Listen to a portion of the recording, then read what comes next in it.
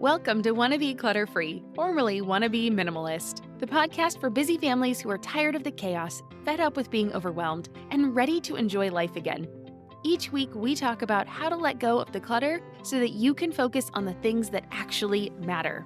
And it's not just physical clutter. We talk about the mental and emotional stuff too, because if it's holding you back, it's time to ditch it. I share what I've done in my own life to declutter, organize, and calm the chaos, but you won't just hear it from me. There are amazing guests too. It's practical, doable, and simple for those of us that want to be clutter-free. Hello, my friend. Welcome back to the show. I'm Deanna Yates, and you are listening to episode 201 of the Wannabe Clutter-Free podcast.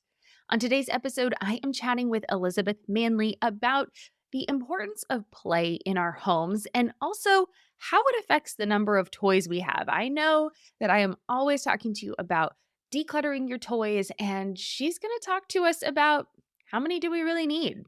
Should we declutter our toys? I don't know. How do they affect play, and why is play important in our homes? But before we get to our conversation, I want to say thank you so much for joining me today. I am so happy you are here, and if you like what you hear today, there's a few ways you can help the show. One, if you don't want to hear any of the ads that I have on my show, you can become a supporter and get all of the episodes ad-free, the entire back catalog, every new episode that comes out for as little as $5 a month. There's even an annual plan where you can get some additional bonuses. You can go to wannabeclutterfree.com/supporter to get more information about that. Also, you can share it with a friend who helps you get an accountability partner along the way if they want to listen too. And you guys can work on decluttering and living clutter-free together. And it is so much more fun when you have a friend along for the journey. If you don't have anyone you want to share this show with and you still want that accountability partner, come over to the Wannabe Minimalist family group on Facebook. Join us over there, have a conversation, jump on in, share your questions, comments, concerns, any of that, and we will get back to you. It's a wonderful, supportive community, and it's just been a lot of fun being able to get to know people in there as well. You can also leave a rating or a review for the show. You can connect with me on social media. I'm at Wannabe Clutter-Free. Lots of different ways we can get in touch. That way you can support the show, but also get your questions answered. Let me know what you want to hear about on this show. I have lots of guest episodes coming up, but I've got lots of solo episodes that I would love to be able to answer your questions and talk about whatever it is that's really on your mind when it comes to clutter. So reach out and let me know. I will leave links for all of those ways to connect in the show notes, or you can go to wannabeclutterfree.com/201 for more information. All right, that's enough housekeeping. Let's learn more about my guest this week. Elizabeth, a mom of two boys and author of Discovery Play with Littles, brings her decade-long experience as an early elementary teacher to address a common challenge: children entering kindergarten unprepared. On Discovery Play with Littles, Elizabeth combines classroom insights with her passion for nurturing strong family relationships and instilling essential character traits in children. Her passion is to empower parents with tools and activities that support early academic skills, social and emotional skills, and teach important values like honesty, responsibility, kindness, and integrity. It is a wonderful conversation we have today. I think you're in for a treat and you're going to love it. So give this episode a listen. And when you're done, head over to wannabeclutterfree.com/201 to get show notes for today's episode. We will have a link to Elizabeth's website and plus a really amazing free bundle that she is offering for this week only. So when this episode comes out, just for 1 week, this is available. So make sure you get that. All right, now let's get to our conversation. Well, hi, Elizabeth. Welcome to Wannabe Clutter-Free. How you doing today? I'm good. Thank you. Thanks for having me. I'm really excited to be here. I'm excited to talk to you today. We're going to talk about playing and bringing that element of play into our homes and why that's important, not just for our kids, but for ourselves as well. But before we get there, can you tell us a little bit about yourself and how you help busy moms? Absolutely. My name's Elizabeth. I'm the mama of two boys who keep me pretty busy. I was a teacher. I taught kindergarten and second grade, so early elementary. And now at home, I run the blog discoveryplaywithlittles.com, and I help busy moms instill strong character traits in their kiddos. So perseverance, empathy, kindness. And I also talk about preparing them for kindergarten. because a lot of people don't know how to prepare their kids for kindergarten or what they should be doing. They know the standards have risen and their expectations are much higher, but it's hard to know what to do so that your kids are really ready to jump into the new world of kindergarten. Ooh, I'm excited to talk with you about this. You probably don't know this part of our story, but our daughter actually did kindergarten in Germany, in Munich. We lived in Munich for about 8 months. And so we had her over there, and now we live in San Diego. So I'm excited. We'll get to that because I do want to touch on the differences. But I love that you help families bring this element of play into their home. Could you explain why play is so critical for children's development and what areas of growth are most impacted by by play or then even a lack of play? Because I think sometimes it's easier when we know what we're missing out on if we don't have play. Absolutely. Play is so important. And that's something that standards completely miss. There's standards on how kids need to be reading and writing and what they need to know, but there's no play in there. And kids are wired to learn best through play. That's what they need to be doing.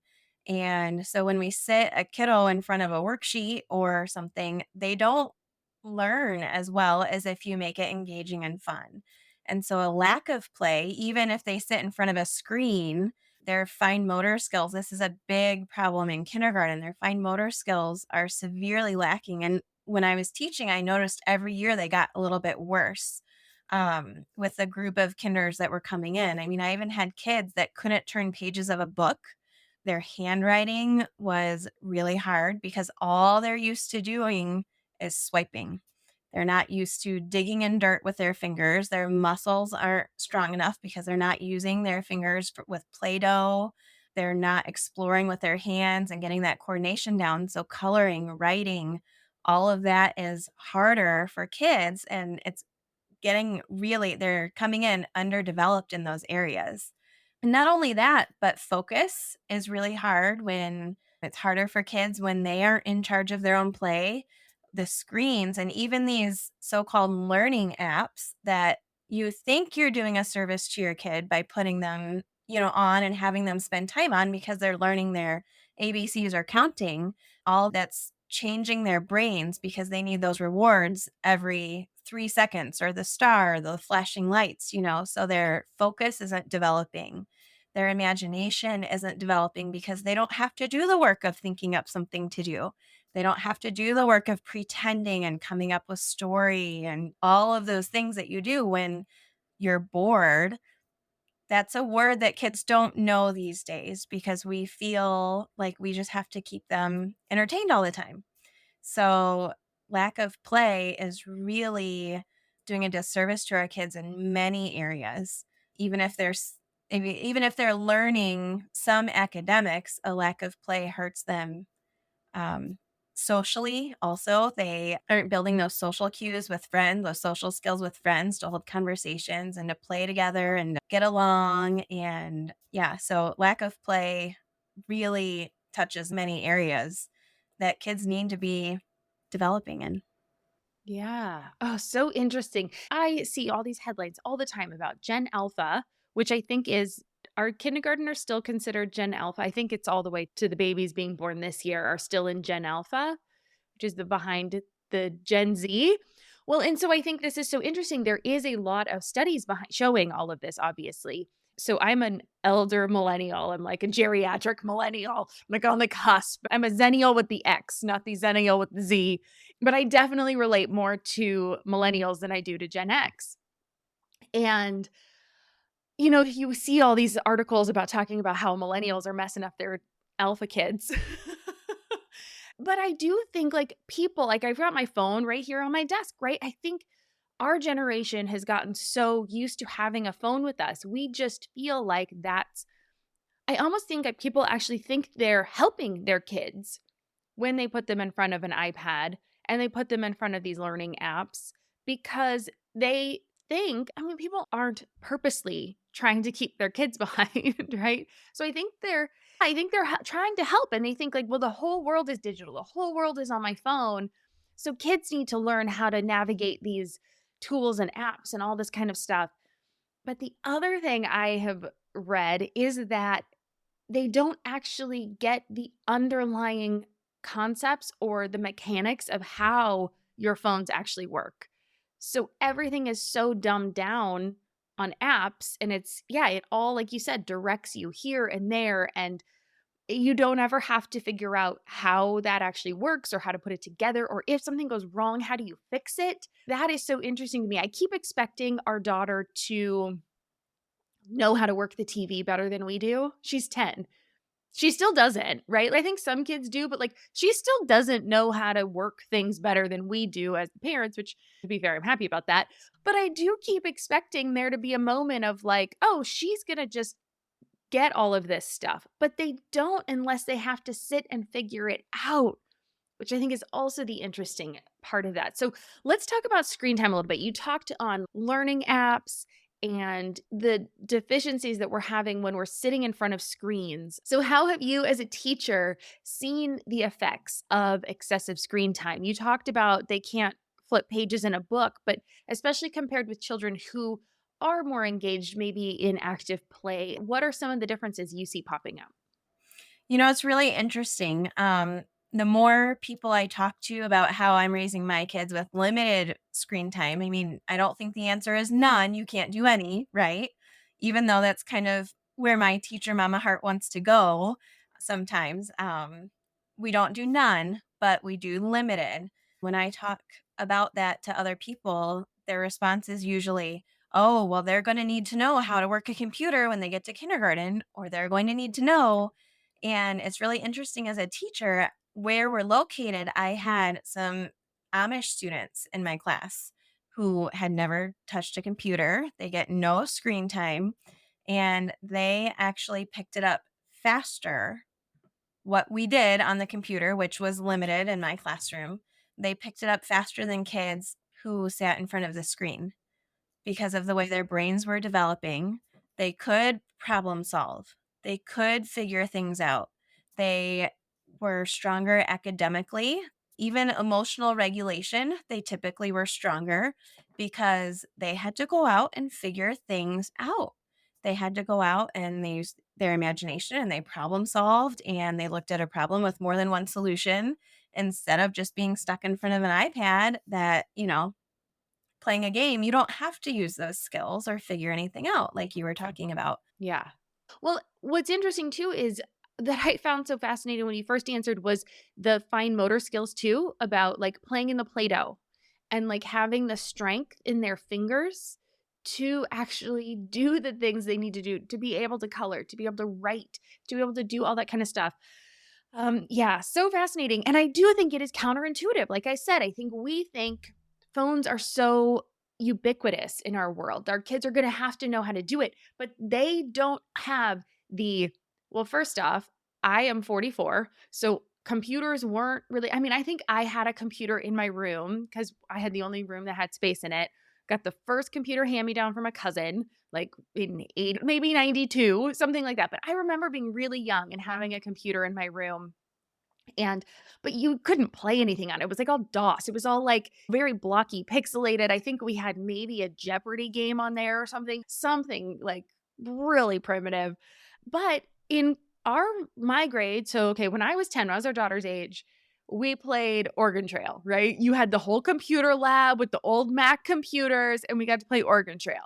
And we've tried playing Oregon Trail with her. She's not into it. She's just like, "This is weird." And we're like, "Yep, we know. It was weird then too. Totally is. Yeah, it's great." But we have decades of a life without computers. Like you said, of figuring it out, digging in, understanding what went into this phone in our hand, what it was like to not have a phone all the time. And if kids don't get that, I think you're right. They just don't get the underlying premise of it all, right? They just don't have the grasp, obviously, because they're children, which makes sense. Let's take a quick pause for a minute, and then I'm going to talk with Elizabeth about screen time, how much screen time she actually has in her family, so we can get a little bit of a ballpark and be honest. You might be interested in hearing my answer as well. Hey everyone, today I want to talk to you about something that's helping me show up as my best self. Hormone harmony. For any woman navigating the ups and downs of hormonal change, whether you're in your 20s or past 40, this is something you'll want to hear about. I started taking Hormone Harmony because lately I've been feeling off balance, you know? I was snacking more, feeling sluggish, and just not like myself. I was pretty flat. And that's when I found Hormone Harmony. It's been a game changer. It's not only for those of us that might be hitting perimenopause, but for any woman who feels like their hormones could be more in sync. Did you know a bottle of Hormone Harmony is sold every 24 seconds?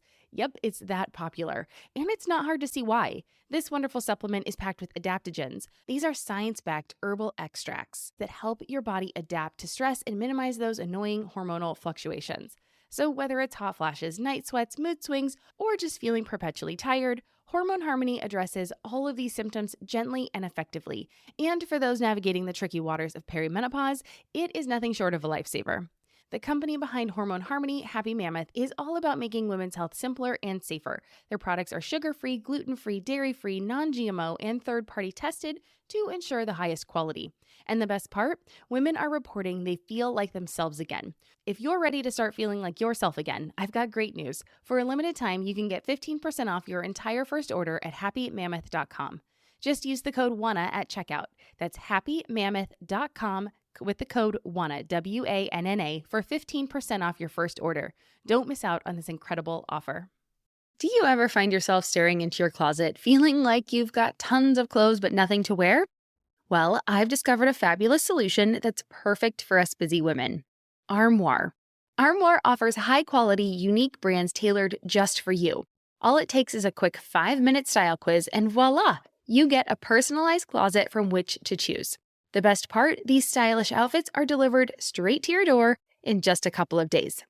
I just returned from a podcast conference, and Armoire saved the day when it came down to what to wear. I wore these super cute wide leg jeans from Paige to the day portion of the conference, and that night I wore cropped wide leg vegan leather pants and an asymmetrical striped sweater. I got compliments all night and had people mentioning my outfit the next day. Then I was able to simply send it back for something new. No clutter, no fuss, no special laundry.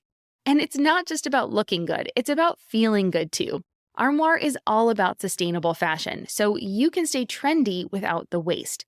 Plus, it's women-founded and led, supporting women designers and aligning perfectly with our values of empowerment and community. Right now, my listeners can give Armoire a try and get up to 50% off their first month. That's up to $125 off. Just visit armoire.style/wanna.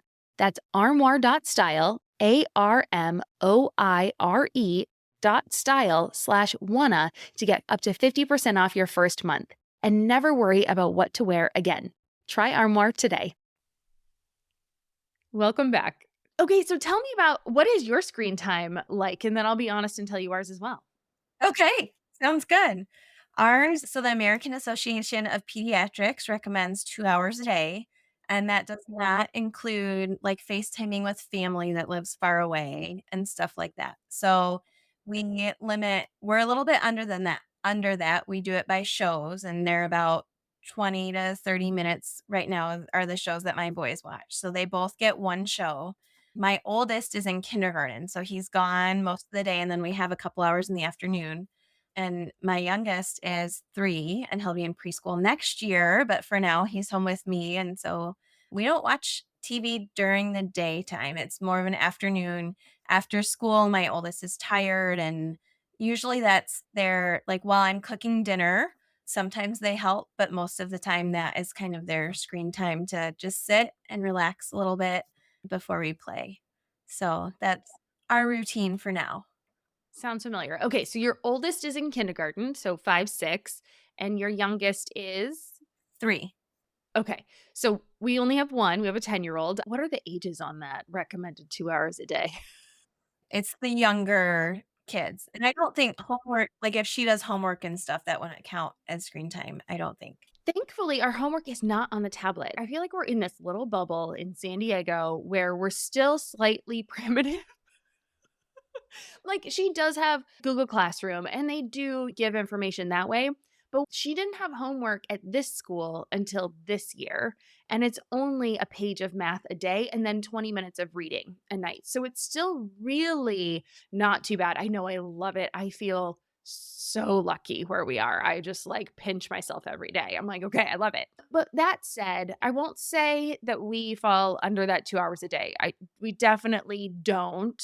Maybe right around the 2 hours, probably a little bit more, but we're very intentional about what we're watching. So, like, if we watch TV, we sit down as a family and watch it together. So, right now we're going through old Amazing Race episodes because we're traveling over the summer. Again, I'm so excited. And so, yeah, so we want to watch things like that where we get to see different places and try to get her jazzed up about going. Cause again, they don't have the whole idea of all of this stuff. And we traveled a lot with her when she was little, but she doesn't remember it, which is fine. Um, so we do that. We try to be very intentional about the shows we watch. We don't have cable, just regular cable TV. So there's no like channel surfing or trying to find something on. It's pick what we're watching and watch it. She does watch YouTube videos. I'm going to just put that out there. It's okay. But we're very intentional about which one she watches, right? So we know what she's watching. She doesn't get to take her tablet into her room and watch stuff without us, knowing it's on the TV in the main living area. So we know what she's watching and we can kind of pop in and listen to it and see what's going on. She watches a lot of people play Minecraft, but then we also will play Minecraft. So we have Minecraft where she can play it and we play it together. So we all have it. We can all kind of play in the same world together. So she's not doing a lot of like online things with friends even at this point, or obviously strangers because that's all on lockdown. And then we're also holding off on a phone. We're taking that wait until 8 pledge. Yeah, so I'm trying to get them on the podcast. If you're listening to this, come on the show. So I will send them this episode and I will get them on this show because I think that is so important too, especially, I mean, I have a girl, so I think the effects of social media on her are exacerbated. Like, I think it's just really bad. So she won't get a phone until ninth grade. She will get a watch with cell capabilities to call and text us when she goes to junior high in seventh grade. So our elementary school runs through sixth, which I'm also loving. Again, pinch myself every day that is our reality. She has a friend that's also kind of doing the same. So I feel really lucky that we have at least one family. I don't think phones are so bad with her friend group just yet, but I am really nervous about next year. Junior high is going to be a lot of tears, I'm sure, in our house over the phone issue, but that's how we roll on screens. So, anyway, take that with a grain of salt. Well, I think being intentional and doing things as a family is just as important as the amount of time. You know, it's knowing what's going in and being able to talk about the things that you see and the way you use it to get excited about where you're going. We did that too. We didn't end up going, but we were going to go sailing over spring break. And so we watched videos of people sailing and the places we were going to go. And that's exciting to them. Also, my son is really into volcanoes right now is a big thing. So every night he wants to watch a lava video. And so we sit down and we watch a video about volcanoes and we're learning about volcanoes. That is not in his two shows or whatever they watch while I'm cooking dinner, but that's just as important and it's good for them. There's so many great things you can do with technology as long as you're aware of also the harmful side of it and you weigh those. Awesome. Okay, cool. So there you go, everyone. We're not saying no screen time. We're not saying you have to avoid all of it. Obviously, there are going to be some cultural cues you're going to need to tap into so that your children don't feel completely alienated. And it's interesting, I think, with our different age ranges.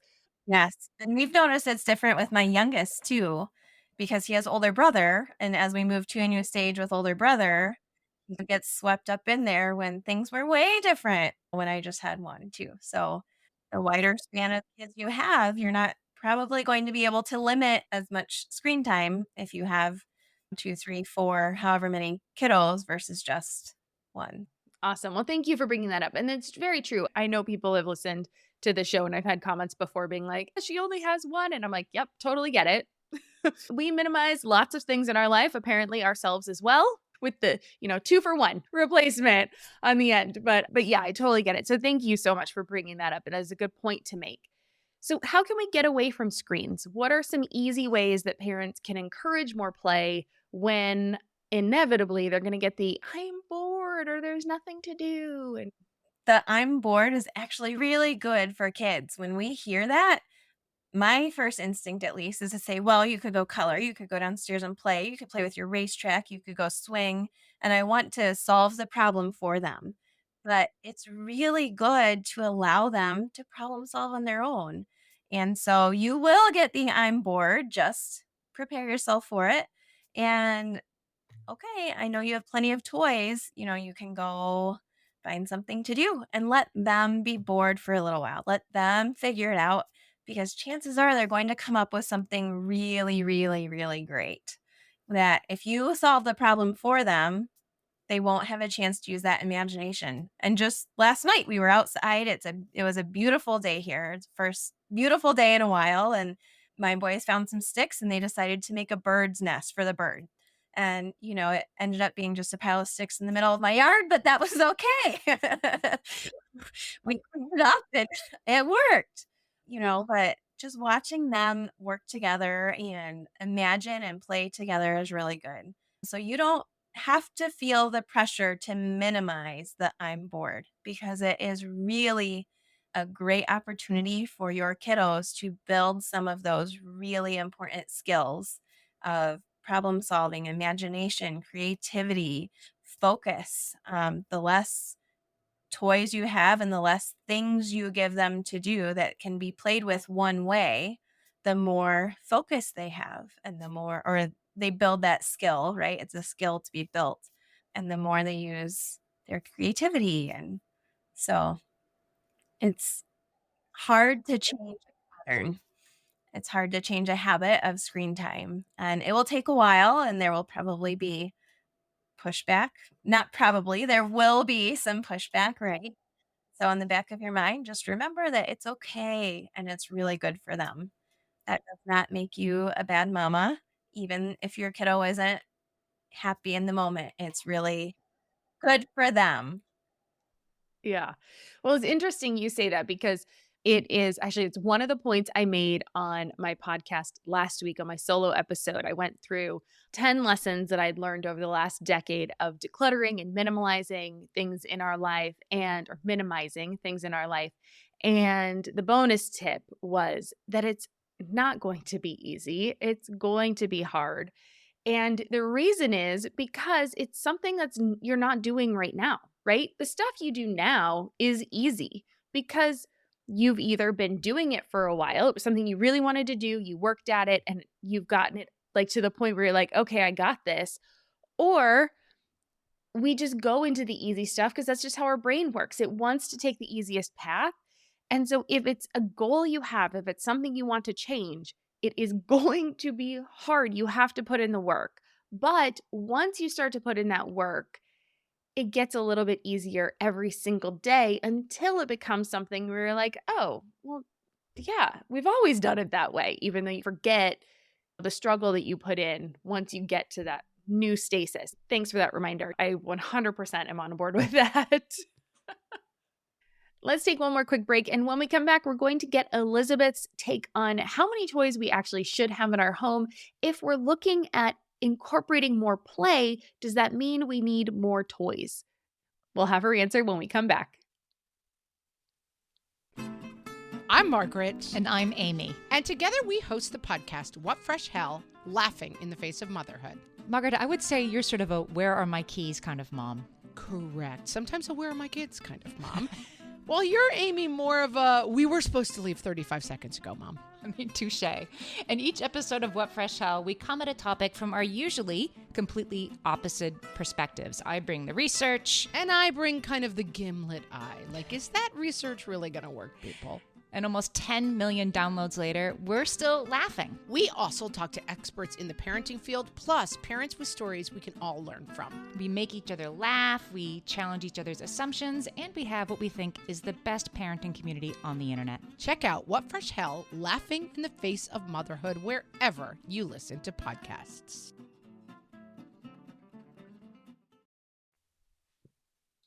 Okay, so you talked about toys. What are your thoughts on toys? Obviously, if we're asking our kids to play more, I think the first gut reaction is going to be, well, they need more toys. So, what do you think about that? I was just talking to my husband about this, and I was noticing that in every generation, even from my grandma, I remember her telling me stories that she had one corn husk doll, and that's what she played with. And then I remember my mom told me a story once about she was one of five. And so her and her siblings created this whole economy. They lived on a farm. And so they made their money, right? And they made all the things to sell, and they created this whole economy. And the ramp leading up to the barn was their, I don't remember, bank or store or something. And I thought, like, how great is that? How great was that for all of them to imagine and to go out and make it yourself? Just go create something with what you found around the yard. And then for me, I remember going outside and imagining and playing, but I had a lot more of the stuff and the toys. Like we had a playhouse and we would play McDonald's, but I had it was like a plastic toy that, you could pour the drinks and you could do the ice cream, but we didn't make any of that. We made other things, but that's one thing that we played with a lot. We had a lot more of this stuff. And when I look at my boys, we're not over, we've been intentional. I know you talk a lot about being intentional about what comes in. And so we try to be intentional with that. But they still have a lot of toys, more than they need. But they don't need toys to have fun. I think some of the days that they will remember the most and the days that are the most beneficial for them are when we're outside and all they have is a soccer ball and we just run around the yard together and we're playing soccer or basketball, or we play on the swing set together. Or last week they found a stick in the yard and they went and they were trying to break the stick. And, like the bird's nest I told you about, those are the days that are the most beneficial to them. They're imagining, they're exploring their yard, they're exploring their surroundings. And we don't even live in a great place to explore. We're in the middle of a neighborhood. The wildlife we get are just birds. We don't even have squirrels in our neighborhood, but they still can find things to explore. There's still dirt they can dig in. And that's the type of play that really is even teaching them. They are not only building their fine motor skills by digging and exploring and trying to break the stick and doing all the things to get all of their energy out, but they'll learn patterns. They'll make music with sticks. They will count and line things up. They're learning just in their natural curiosity, which is something that we don't always see, but it's going on internally. So, as far as toys go, they don't need toys. Toys are not bad. We're not getting rid of all of their toys, but we are careful about what we bring in to allow space for that imagination. Because if they have everything under the sun, they're not going to use their imagination. And then I've also seen research that says that the more toys the kids have, they just go from thing to thing. So their focus is not growing as strong as if they had just fewer toys. Kids actually learn to focus better because they stay with that one or two things and playing longer than if they have a wider variety of options. Yeah. Well, one of my favorite statistics, I think, or just points of like trivia, is that the stick is in the Toy Hall of Fame, right? So the stick, right, is in the Toy Hall of Fame. That's how awesome it is. Like everybody loves a stick. Like, they're just great. They can be anything. They can be a horse. They can be a wand. They can be, you can do limbo under the stick. You can do all sorts of things with a stick. And yeah, we have a stick collection in our house. Whew, that's a topic for another day. But I've talked about how our daughter's pretty sensitive and she will know, like, no, this is my stick for that. Or this is the stick I have turned into a pointy little spear. She's got it all laid out. So for us, I learned early on and we had to limit what came in because once it was in, it was way harder to get it out. Yeah. So anyway, but that's, like I said, topic for another day. But I just love that you pointed out that, yes, they can make so much from so little. And just to put the point on there, just to really drive it home, if we are trying to help our children with focus, right, which is going to be the biggest uphill battle, I think, of their life, because everything is on demand, handed to you the second you want it. It's the algorithms are already predicting what you want before you even know what you want. So, in order to kind of have this moment of like, I'm in control of my life, not the computer, I think focus is going to be one of those biggest things that we can help our children with. So, if you have less toys and you're able to build that focus when they're little, I do really feel like that is a huge benefit that we can give our kids, especially when we feel like we're being the quote unquote bad mom when we're like, no, you can't have that. So, try to remember, let's all try to be intentional, take a breath and be like, no, I'm doing this for your benefit. And I'm your parent. And I know you don't get it, but there's a reason to my methods. So, yeah, I love that so much. All right, I before we get out of here, I want to circle back real quick to your expertise in kindergarten and helping kids with their academic achievement. And I kind of touched base on our time in Germany, and the differences were stark. And so halfway through, I realized we were debating whether we were going to try to stay in Germany and get a visa and stay over there, or if we were going to come back to the States. And we ended up on a trip to San Diego, fell in love, and went, okay, that's it.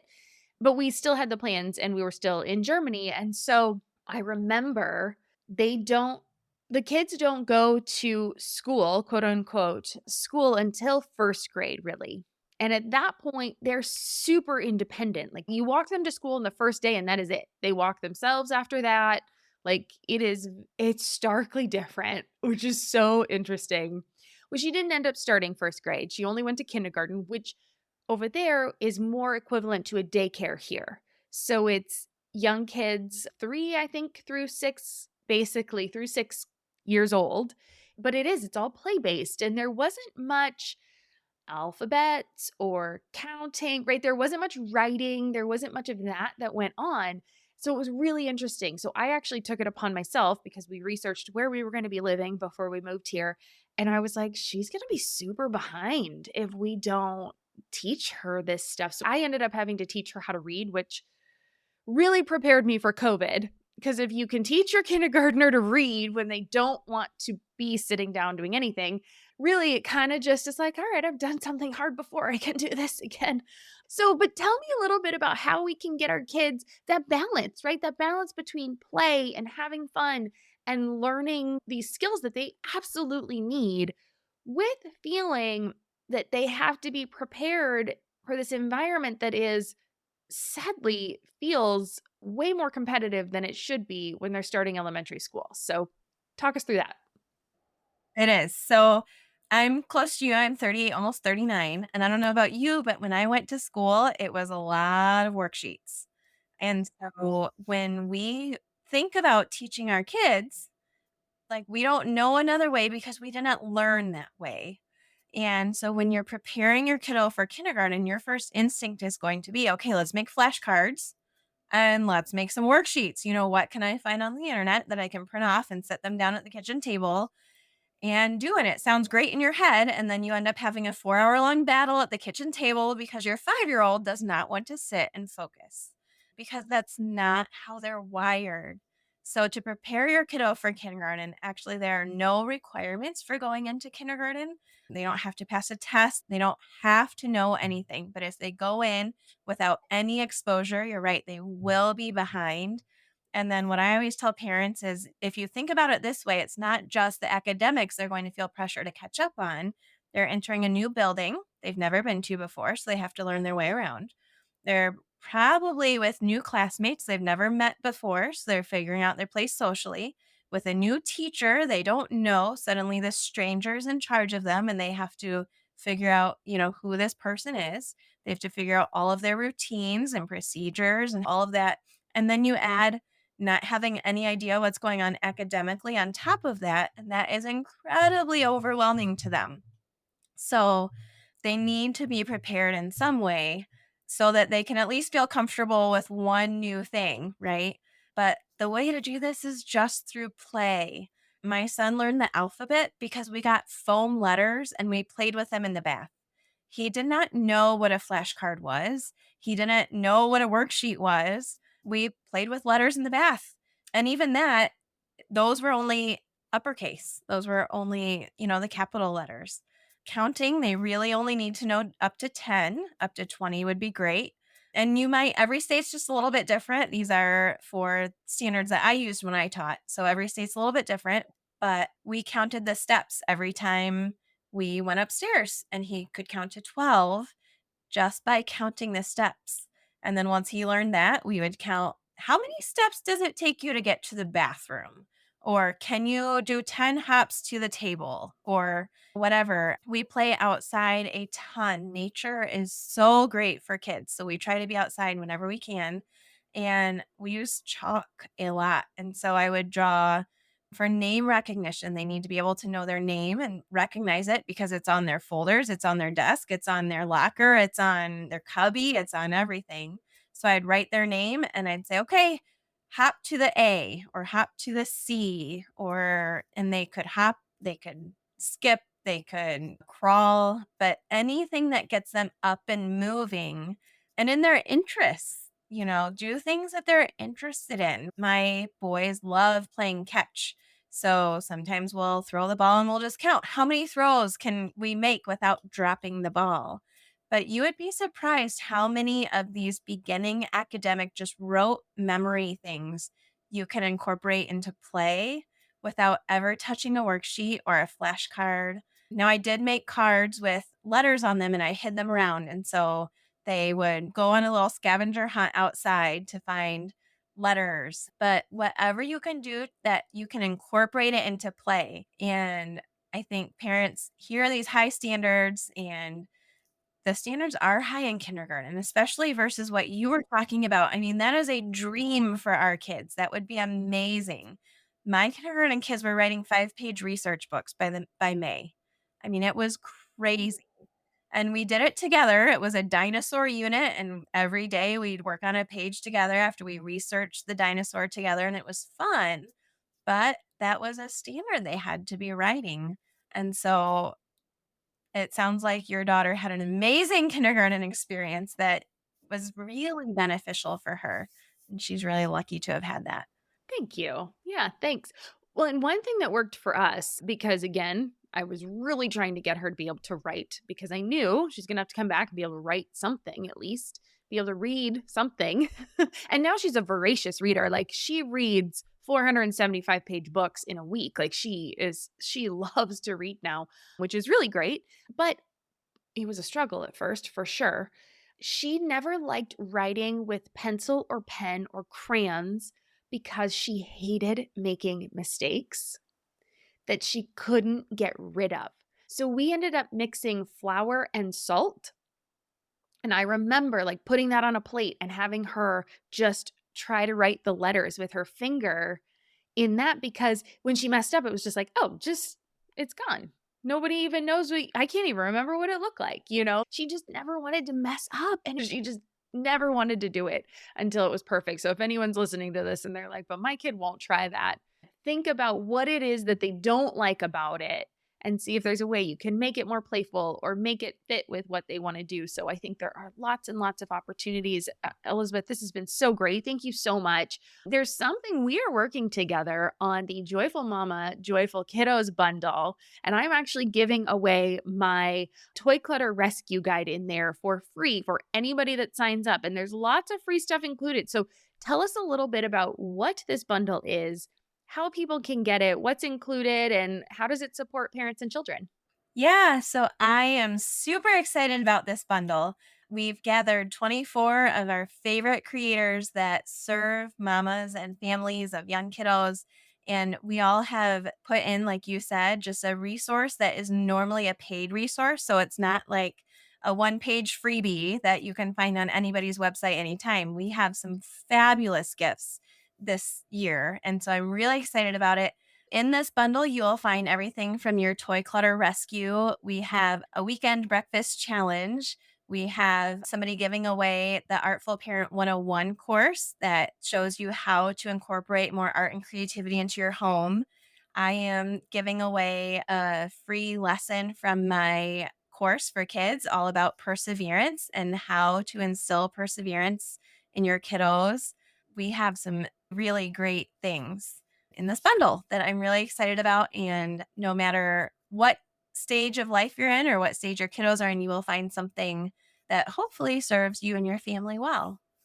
Oh, I love that. We'll definitely check it out. Perseverance, that's such a good one. Grit and perseverance and just being able to stick with something.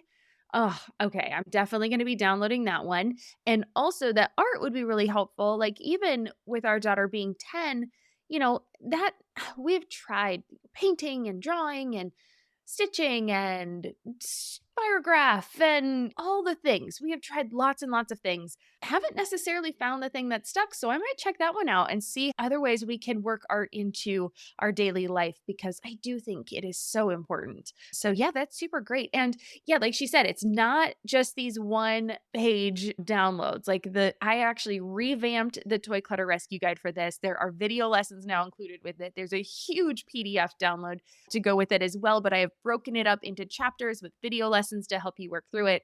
There's worksheets and all sorts of stuff in that. So, and it's free. So, where do people sign up for that? Totally free. You can head to discoveryplaywithlittles.com/JMJK for Joyful Mama, Joyful Kiddos, but only until April 24th because these are normally paid products. We're only hosting this for a week. So make sure you get in there before April 24th. That's when the bundle closes. Yep. So this goes live on April 17th. So today is the first day to be able to download the free things. So go ahead and hop in there and make sure you're grabbing those because I mean, come on, it's free. It'll be good stuff for you. All right. So then where else can people find you again, just in case they don't want to get the bundle? I don't know why, but where else can they find you? Absolutely. Discoveryplaywithlittles.com has lots of resources, not just on character traits, but also things that you can do to prepare your kiddo for kindergarten. And then on either Facebook or Instagram at Discovery Play with Littles. Love it. Okay, before I go, I like to end every show with 3 rapid fire questions. So the first one is, what does clutter free mean to you? Yes. Clutter free, when I think about that, I think about not spending my time just managing our stuff, but being able to be present and focused on the world around me. Life, as you know, moves fast when you have kiddos. And I don't want to spend that managing our stuff. So that's what I think about when I think about clutter free. That one's good. Number 2, what's making you happy right now or in this season of your life? Yeah, a similar answer, I guess. Really enjoying just my boys right now. It seems like time is just flying by. We're almost done with our first year of kindergarten, right? Well, with my oldest, we're almost done with kindergarten. And so I'm really enjoying watching them as they grow. They're finally to the phase at 6 and 3 that they play well together. They can go outside and imagine. And I love seeing their relationship together grow and also just enjoying them in the phase they're in. They're super fun and they still like to be around me for now. I know that probably they won't always ask me to play and want to be around me, but that's what I'm enjoying. Just some good family time. Oh, I love that. That one's very sweet. And number 3, what's a goal you have for yourself this year? To be more present because I can be very distracted. I get very caught up in my to do list and I see all the things I want to get done. I want to clean out this room or I need to get this done and don't forget about the grocery list. And some of those things have to get done. But I can do that. Like I can be sitting on the floor with my boys playing whatever we're playing and still be thinking, oh, don't forget to do this. Or when they go to nap, these are the 3 things you have to get done. So I'm really working on being present, putting my phone away. I think modeling no screen or less screen time is important for those years to come. So I've really been leaving my phone in the kitchen, and if it dings, it stays in the kitchen. It's okay. It doesn't need my attention right now. Trying to put my to-do list aside, trying to put my phone aside, and just spending time on the most important things that matter. So What a good goal. That's awesome. Well, I wish you luck with that goal as you go through the year. I'm sure you're going to knock it out of the park. So that's awesome. Well, thank you, Elizabeth, for joining us today, and we'll talk soon. okay, thank you so much for having me. Cheers. That was a pretty fun one. I love getting to connect with others about different aspects of minimalism and decluttering and living clutter free. And I think the idea of being clutter free touches so many different aspects that we don't even realize it when we're in the moment. So hopefully you feel the same way and it just gave you a little bit of a different way to look at the toys we bring into our home, how many toys we actually need. Turns out the research continues to show not as many as we think.